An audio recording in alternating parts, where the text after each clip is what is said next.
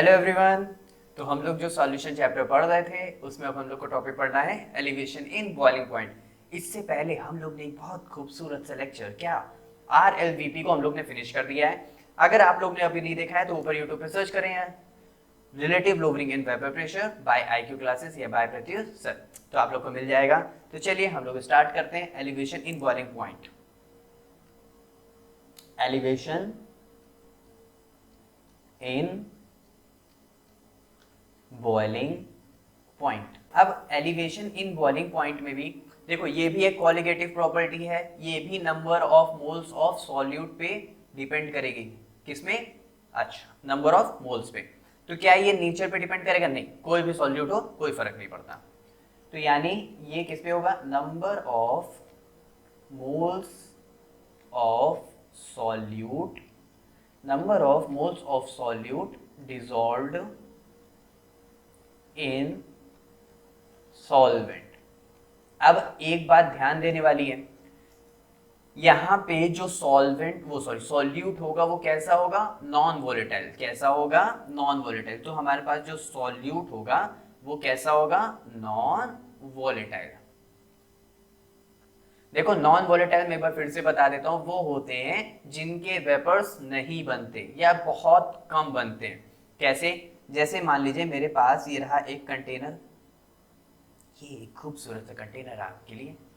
अब इस कंटेनर में मेरे पास पड़ा हुआ है, अरे जादू हो गया, ये मेरे पास एक सॉल्वेंट पड़ा हुआ है। अब इस सॉल्वेंट में मैंने क्या किया? कुछ नॉन वोलेटाइल सॉल्यूट को मैंने क्या करा दिया? इसमें मिक्स करा दिया। मतलब मेरे पास एक कंटेनर था, मजे से एक प्योर सॉल्वेंट था वाटर का, उसमें मैंने क्या किया? कुछ नॉन वोलेटाइल सॉल्यूट डाल दिया। अब नॉन वोलेटाइल सॉल्यूट डालने से क्या हुआ? वो ऐसे जाकर के बैठ गया। अब ऐसे जाकर के वो तो बैठा हुआ है, तो ना वाटर के वेपर बन रहे ना उसके वेपर बन रहे। मतलब जो वाटर के वेपर जो बहुत ज्यादा, मेरे पास एक अलग कंटेनर बना देता हूं। जैसे ये रहा मेरे पास एक अलग कंटेनर, इसमें क्या था? मस्त एक मेरे पास एक सॉल्वेंट था, खाली वाटर था, तो इसके खूब सारे वेपर्स जो थे वो फॉर्म हो रहे थे, खूब सारे। तो खूब सारे वेपर्स फॉर्म हो रहे थे क्योंकि इसमें कोई भी नॉन वोलेटाइल सॉल्यूट नहीं था। अब क्या है? इसमें क्या था?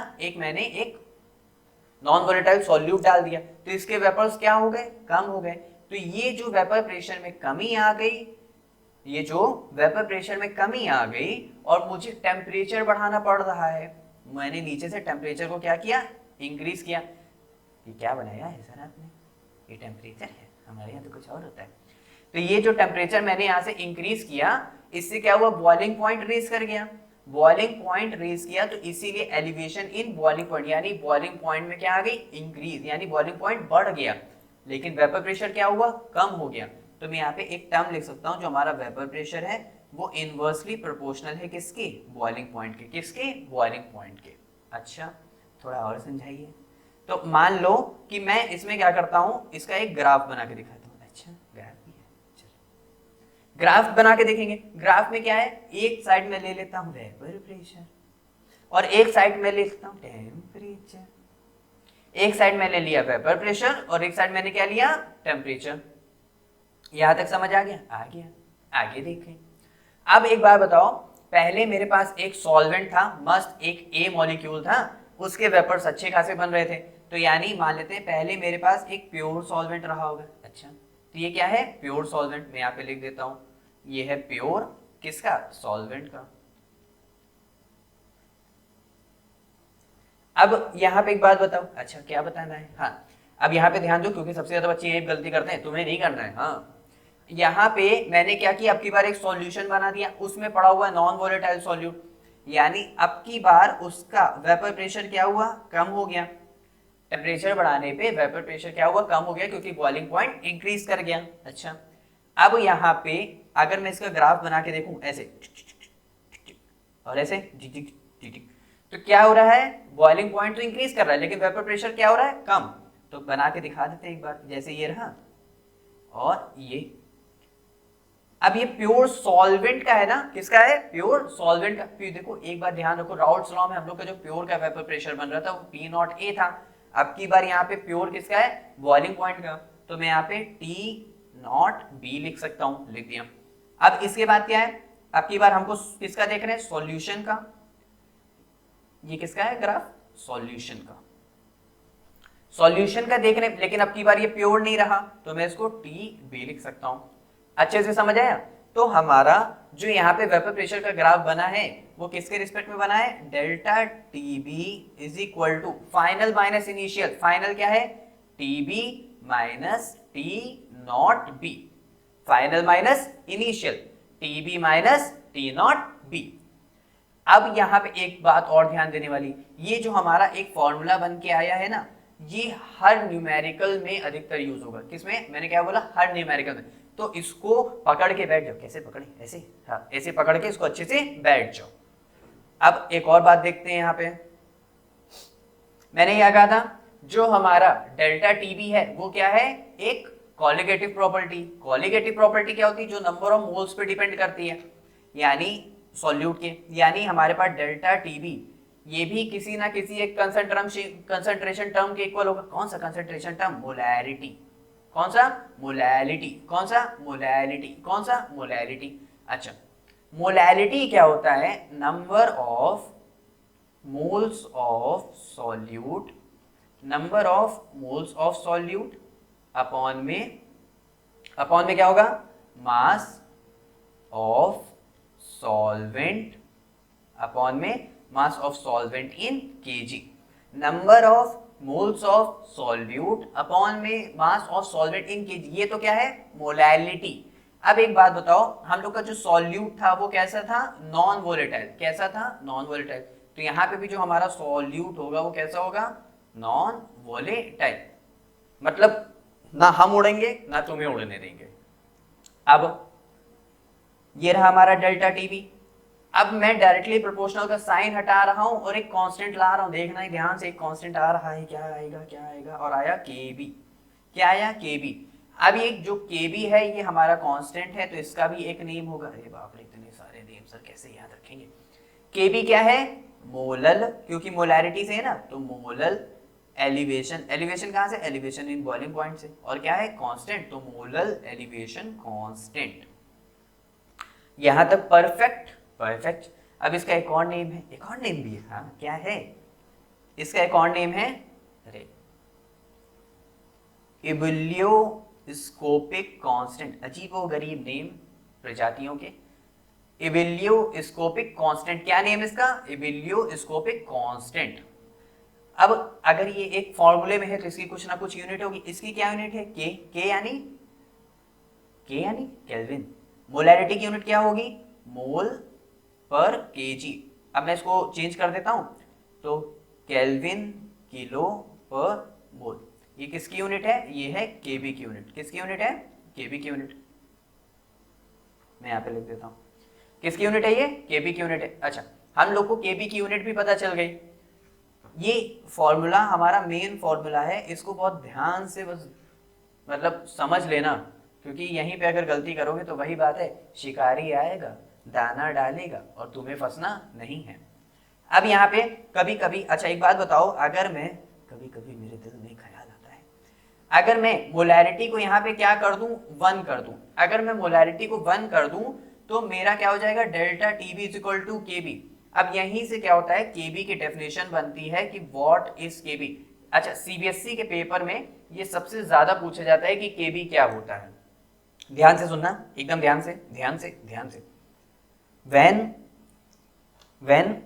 elevation in boiling point, when elevation in boiling point is equal to molal elevation constant, when is equal to molal elevation constant, when number of moles of non-volatile solute is dissolved in mass of solvent in 1 kg।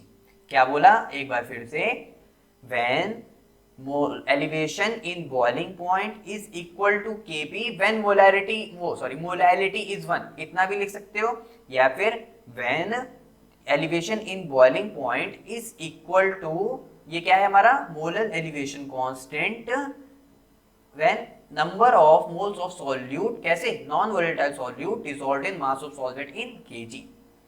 चलो, तुम्हें समझ तो आ गया। तो ये था हमारा क्या, एलिवेशन इन बॉइलिंग पॉइंट। उम्मीद है अच्छे से समझ आया होगा।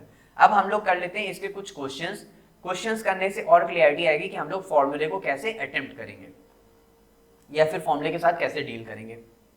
अब यहाँ पे कह रहा है, मैं 5 सेकंड दे रहा हूँ, वीडियो को पॉज करो, क्वेश्चन ट्राई करो और अपने प्यारे हाथों से मुझे कमेंट सेक्शन में इसका आंसर बताओ। बताना जरूर, वेट कर रहे हैं, जल्दी बताना। हो गया, चलो। फॉर्मूला क्या था हम लोग का, delta Tb is equal to K B into m. अब यहाँ पे कह रहा है calculate the boiling point of urea. देखो, calculate the boiling point of urea, boiling point यानी हमारा टीबी पूछ रहा है, क्योंकि यूरिया क्या है, सॉल्यूट प्लस सॉल्वेंट हमारा क्या बन रहा था, सॉल्यूशन। अच्छा, और हम लोग को क्या दे रखा है, 6 ग्राम ऑफ यूरिया। अब यहाँ पे ध्यान दो, अगर मोलैरिटी की डेफिनेशन क्या होती है, number of moles of solute upon में mass of solvent in K. G number of moles solute का फॉर्मूला क्या होता है, मास अपॉन मॉलिक्यूलर मास। मास कैसा है, सॉल्यूट का, तो ये रहा सॉल्यूट का। मॉलिक्यूलर मास कैसा होगा, सॉल्यूट का, ये रहा सॉल्यूट का। इनटू में क्या हो जाएगा, सॉल्वेंट कितना दिया हुआ है, 200 अपॉन में 1000। तो मैं इसको यहाँ पे लिख देता हूँ, के भी हमको प्योर वाटर दे रखा है, हाँ दे रखा है 0.52। अच्छा, एक और बात बता देते हैं यहाँ पे, अगर कभी क्वेश्चन में आ जाए तो बहुत अच्छी बात है, ना आए तो ध्यान रखना कि हमारा जो केबी फॉर वाटर होता है, केबी फॉर वाटर होता है, वो होता है 0.52 क्या था, केल्विन किलो पर मोल, जो हमारी केबी की यूनिट थी। ऐसे ही हमारे पास ऐसे के बी की जगह के एफ आएगा, यानी डिप्रेशन इन फ्रीजिंग पॉइंट, तो उसका भी वाटर का अलग होता है। तो इसका ध्यान रखना, अगर क्वेश्चन में देता है तो अच्छी बात है, और अगर नहीं देता है तो हम लोग ऐसे याद कर सकते हैं, करना जरूर। अब एम, मास ऑफ सॉल्यूट कितना दे रखा है, 6 ग्राम। उसी का मोलिकुलर मास किसका, यूरिया। यूरिया क्या होता है, NH2CO NH2। नाइट्रोजन कितना होता है, 14। हाइड्रोजन कितना होता है, 1। कार्बन कितना होता है, 12। ऑक्सीजन कितना होता है, 16। अब मैंने सारे उसके मास दे दिए। अब इसको सॉल्व करके हमारा आता है 60 अपॉन में क्या दे रखा है, सॉल्वेंट 200 इनटू में क्या हो जाएगा, 1000। तो अब यहां से आप लोग क्या फाइंड कर लेंगे, delta T B.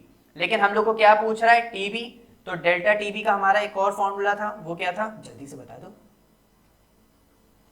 Delta TB is equal to TB minus T naught B. तो अब यहां से अगर हम टीबी को अलग करेंगे तो कैसे हो जाएगा, टी नॉट बी प्लस क्या हो जाएगा, डेल्टा टी बी। यहां ये हो जाएगा। तो हमारा जो टीबी, टी नॉट बी हम लोग को कितना दे रखा है, प्योर वाटर। देखो हम लोग को boiling point of pure water दे रखा है 273, लेकिन हम लोग इसको 100 डिग्री सेल्सियस से चेंज करेंगे तो हमारा कितना हो जाएगा, 373। तो यहाँ पे आ गया 373 प्लस डेल्टा टीबी। आप लोग यहाँ से जो फाइंड करके मुझे बताना कि डेल्टा टीबी कितना आया, तो यहाँ से उसको पुट करोगे और यहाँ से आ जाएगा आप लोग का टीबी। मेरे ख्याल से 373 में ही आएगा। तो जल्दी से मुझे अपने प्यारे खूबसूरत हाथों से कमेंट करके बताओ। नेक्स्ट क्वेश्चन देख लेते हैं, वीडियो पॉज करो, ट्राई करो, कमेंट करो। हमारा जो फॉर्मूला था वो क्या था, delta TB is equal to K B into M. देखो मैं बार बार फॉर्मूला इसलिए लिख रहा हूँ ताकि आप लोग के यहाँ पे चढ़ जाए, नीचे वाले दिमाग में नहीं, नीचे तो घुटना है, यहाँ वाले दिमाग में ना। के बी हम लोग को दिया हुआ है, हाँ दिया हुआ है कितना, 2.53 इंटू एम निकालना है। एम अब की बार हम लोग को कितना दे रखा है, 1.80 क्या है, सॉल्यूट का मास है। क्या हम लोग को उसका मॉलिक्यूलर मास दे रखा है, नहीं, नॉन वोलेटाइल सॉल्यूट है, यानी वो फाइंड करना है। देखो दे भी रखा है, कैलकुलेट द मॉलिक्यूलर मास, नहीं हम लोग को फाइंड करना है। तो मैं यहाँ पे लिख लेता हूँ एम बी। क्या हम लोग को सॉल्वेंट दे रखा है, हाँ 90 ग्राम दे रखा है, ग्राम में है, ऊपर 1000 से मल्टीप्लाई कर देंगे तो ये रहा हमारा 1000। अच्छा, तो यहाँ से अच्छा, क्या हम लोग को डेल्टा टीबी भी तो फाइंड करना है, तो कैसे फाइंड करेंगे, कैसे करेंगे जल्दी से बता दो। तो ये एक दे रखा है, the boiling point of benzene इतना, और फिर देखो the boiling point of benzene इतना रेज कर गया, यानी फाइनल माइनस इनिशियल। तो 354.11 माइनस का 353.23, तो आंसर कितना आ जाएगा, ये इससे जाएगा तो यहाँ पे आएगा 8, ये जाएगा 10 में से 2 गया तो यहाँ पे आएगा 8 पॉइंट, और ये 330, ये 000, यानी हमारे पास कितना आ गया आंसर, ये आया है खूबसूरत आंसर 0.88। कितना आ गया, 0.88। तो यहाँ से एम बी हम लोग फाइंड करेंगे। एम बी कैसे फाइंड करेंगे, हम लोग का हो जाएगा 2.53 इंटू में 1.80 इंटू में 1000 अपॉन में क्या हो जाएगा 0.88 इंटू में 90। आप लोग फटाक से मुझे यहाँ से मास ऑफ सॉल्यूट कैलकुलेट करके बताना कि कितना आया उसका मॉलिक्यूलर मास। ठीक है, जल्दी से मुझे कमेंट सेक्शन बताओ, मैं वेट कर रहा हूँ। हाँ, अब हम लोग नेक्स्ट क्वेश्चन देख लेते हैं। अब इस नेक्स्ट क्वेश्चन में कहाँ जा रहे हो, यहाँ रहो। हाँ, अब ये क्वेश्चन में आप लोग को होमवर्क दे रहा हूँ, कैसा HW होमवर्क। जल्दी से मुझे अपना होमवर्क यानी कमेंट सेक्शन में होमवर्क का आंसर बताना कि आप लोग का आंसर कितना है। फटाक से इसका स्क्रीनशॉट ले लो या नोट कर लो या वीडियो को पॉज कर लो, तो मुझे इसका कमेंट सेक्शन में आंसर बताना। अब जो हम लोग नेक्स्ट टॉपिक देखेंगे वो देखेंगे हम लोग DFP, depression in freezing point. ये भी एक कॉलिगेटिव प्रॉपर्टी है और ये भी किस पे, नंबर ऑफ मोल्स पे यानी सॉल्यूट के डिपेंड करेगी। तो हम लोग अब नेक्स्ट वीडियो में इसको देखेंगे। ये भी दोनों लगभग सिमिलर ही। अच्छा ऐसा है क्या, यानी नहीं पढ़ना पड़ेगा, ऐसे कैसे नहीं पढ़ना पड़ेगा। तो मुझे कमेंट सेक्शन में इन तीनों के आंसर मुझे कमेंट करके बताइएगा। मिलते हैं फिर नेक्स्ट वीडियो में, बाय बाय।